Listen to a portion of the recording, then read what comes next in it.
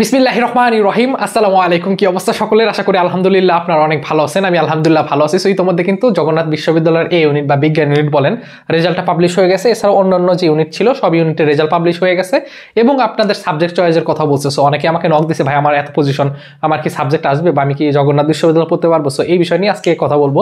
So white বোর্ডে দেখতে পাচ্ছেন ভাইয়া ভাবি কেমন আছে।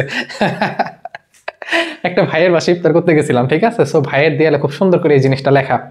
তো ভাইকে বললাম যে আসলে ভাই এই জিনিসটা লেখার মানেটা কি, ঠিক আছে। বললো কোনো মানে নাই, আসলে আমার কেউ নাই তো এই কারণে এই জিনিসটা লেখা। সো আমিও ভাবলাম আমার কেউ নাই, এই কারণে লিখে রাখি। কথা বুঝতে পারছেন? আচ্ছা,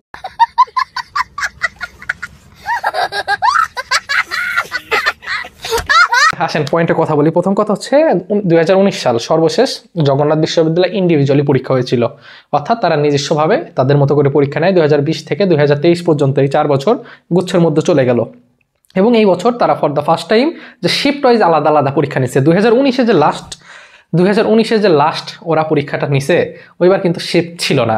একটা পরীক্ষা হয়তো ধরেন যে কমার্সের আছে তাদের একটা পরীক্ষা সকাল 10টা থেকে 11টার মধ্যে শেষ হয়ে যেত, এই টাইপের ছিল। এবার তো 3টা শিফটে পরীক্ষা হইলো। তো যাই হোক না কেন, আপনাদের যে প্রশ্ন সেই প্রশ্নটার আমি উত্তর দিই, খুব বোঝার চেষ্টা করবেন। এটা হচ্ছে আমার এক্সপিরিয়েন্স বলে, জগন্নাথ ইউনিভার্সিটি না, বাংলাদেশের অনেক ইউনিভার্সিটি, জেএনইউ, হ্যাঁ, নট অনলি জগন্নাথ, বাংলাদেশের অনেক ইউনিভার্সিটি দেখা যায় সাবজেক্ট চয়েসের পর ভর্তির পরেও একটার পর একটা মাইগ্রেশন দেয় এবং হিউজ পরিমাণ স্টুডেন্ট টানে। এটার কারণ আছে, আপনার স্ক্রিনে দেখতে পাচ্ছেন যে এই ছেলেটা আমাকে একটু আগে নক দিল, ওর কিন্তু 89 পজিশন আসছিল। কথা বুঝতে পারছেন? জগন্নাথ বিশ্ববিদ্যালয় সায়েন্সে 89 পজিশন আসছে, কিন্তু আমাকে কল দিয়ে বললো অনেক কথাই যে ভাই আমি মনে হয় জগন্নাথে পড়বো না, কারণ এখানে হলের সুবিধা নাই, নানান কথা। আমার রাজশাহী বিশ্ববিদ্যালয় পড়ার শখ, ওর বাসা চুয়াডাঙ্গাতে।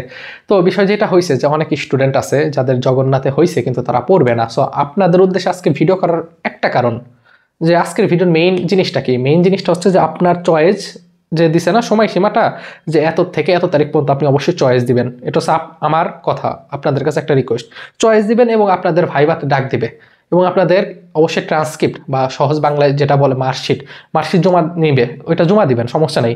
দেখবেন যে আপনার চলে আসবে, আপনার দূরে সিরিয়াল থাকলেও চলে আসবে। কিন্তু এখন স্পেসিফিকভাবে বলা যাচ্ছে না যে প্রত্যেকটা শিফটে এতটা সিট আছে, তার মানে কত স্টুডেন্ট আনবে। কোন যে বললাম ওরা কিন্তু এবার প্রথম।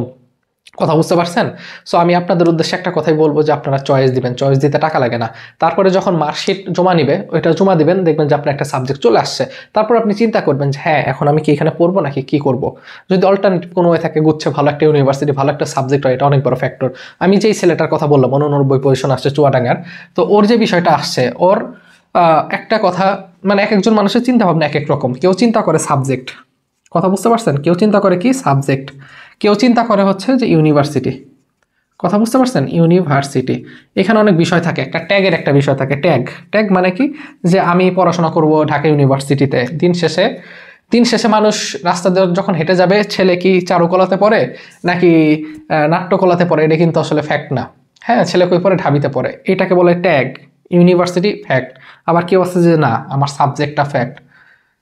এবার বুঝতে পারছেন? তার মানে এই যে এই সকল চিন্তা ভাবনা করে অনেক স্টুডেন্ট কিন্তু চলে যায়, অন্যান্য ইউনিভার্সিটি চলে যায়। তখন জগন্নাথে ঢাকার মধ্যে থাকবে না। অনেকে চিন্তা করে আমি ঢাকার মধ্যে থাকবো, টিউশনি করবো।